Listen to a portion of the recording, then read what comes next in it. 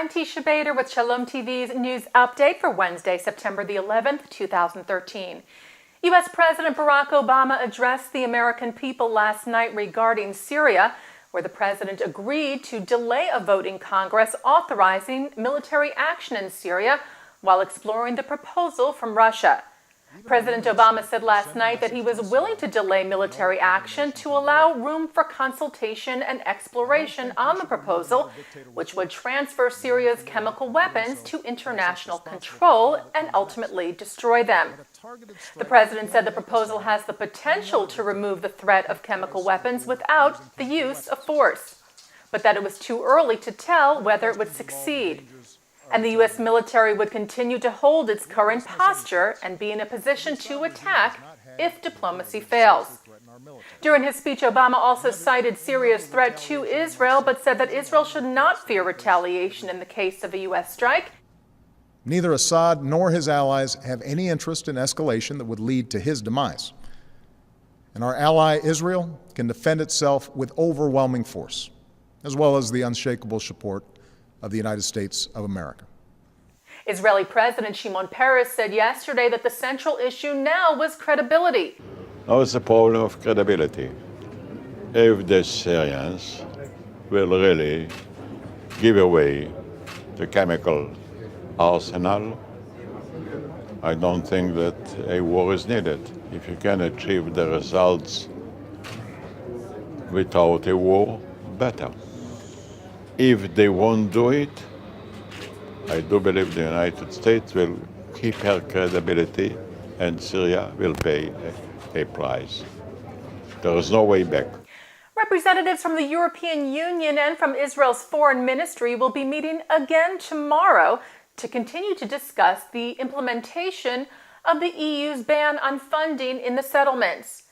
As we reported to you yesterday, a delegation from the EU arrived in Israel at the beginning of the week to try and work out an understanding regarding the implementation of the guidelines, which were released in July and stated that there would be no EU funding to Israeli organizations that were operating beyond the pre-1967 borders.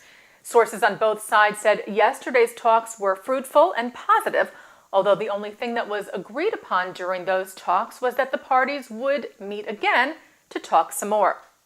Israeli officials said that while there was little expectation that the EU would change the wording of its published guidelines, the hope was that it would show flexibility in their implementation.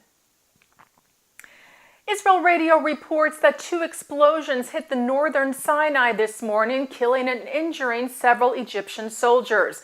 The report said 11 were killed in total and 17 wounded when a group affiliated with Al-Qaeda attacked the town of Rafah in the Sinai near an Egyptian military intelligence center and then again at an Egyptian military outpost there. Today's incident is just the latest in the area of the northern Sinai, which is both close to the border with Israel as well as with Gaza. It has seen a rise in violent attacks since the ousting of President Mohamed Morsi back in July.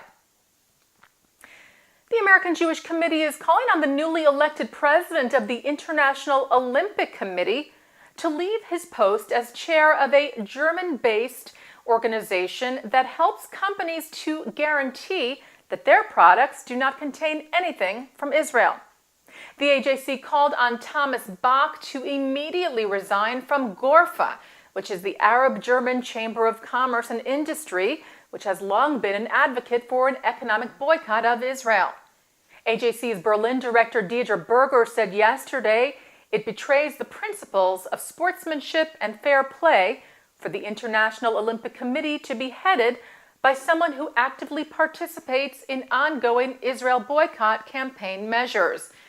Adding Thomas Bach should resign as chair of GORFA and champion the cause of fair play for Israel in international sports events. Bach, who himself is an Olympic gold fencing champion, previously served as a vice president of the IOC, where he also supported the IOC's refusal to hold a minute of silence during the 2012 Summer Olympics on the occasion of the 40th anniversary of the murder of 11 Israeli athletes and coaches by Palestinian terrorist group Black September at the 1972 Munich Games. Well, following protests from several Jewish groups, the City Council of Budapest has annulled its decision to name a street in the Hungarian capital after Cécile Tormé, a controversial early 20th century writer known for her anti-Semitic views. The council decided in May that a street should be named after Tormé in the city's 2nd district.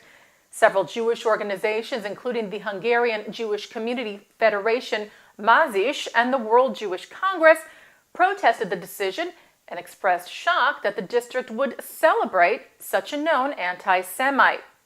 The decision was then ordered to be put under review, and at a meeting last week, the councillors decided not to change any place names in Budapest, at least not before the next local election.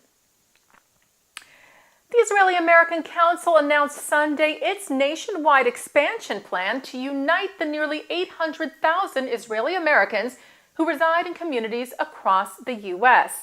The IAC's expansion plan includes opening a national headquarters and local chapters across the country to provide community and national level structure for Israeli Americans with programs which will include cultural, educational, advocacy, and social activities.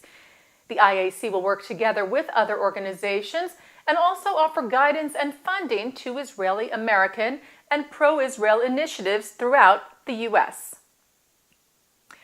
Nefesh B'Nefesh, the organization devoted to the revitalization of Aliyah, or immigration to Israel, has announced a new prize recognizing the achievements of Olim, or immigrants from English-speaking countries, to Israel.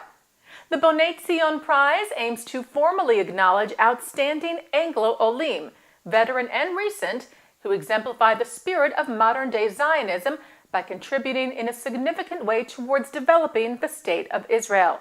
A prestigious panel of committee members will award $10,000 prizes in 5 categories: science and medicine, education and nonprofit, IDF and national service, entrepreneurship and technology, and culture, sports, and art.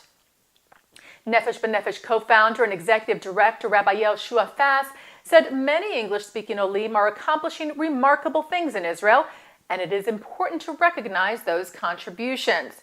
He said, "We believe that accentuating the achievements of Western Olim will be a catalyst to inspire others to make Aliyah and help make a difference to our young country." Submissions for nominations are being accepted through December the 15th of this year. The winners will be announced in January of next year. The U.S. Consulate in Jerusalem today issued a 9/11 security advisory to American citizens in Israel on the 12th anniversary of the September 11th terror attacks. The consulate said, "We recommend you review your personal security plans, remain aware of your surroundings, including local events, and monitor local news stations for updates." Further saying you should maintain a high level of vigilance, take appropriate steps to enhance your personal security, and follow instructions of local authorities. At today's ceremony at the 9/11 Memorial Plaza in New York City, relatives recited the names of the nearly 3,000 people who were killed when hijacked jets crashed into the World Trade Center and the Pentagon and near Shanksville, Pennsylvania, as well as the names of the victims of the 1993 World Trade Center bombing. And finally, today you can continue to tune into Shalom TV for special programming remembering 9/11. Join Mark Golub tonight on a special L'chaim where he will be joined by Kenneth Feinberg, known as the Payzar, who distributed 9/11 monies to the families of 9/11 victims. That's tonight at 9 and midnight and tomorrow at 3 p.m. here on Shalom TV and shalomtv.com. And that's Shalom TV's news update for Wednesday, September the 11th, 2013. I'm Teisha Bader.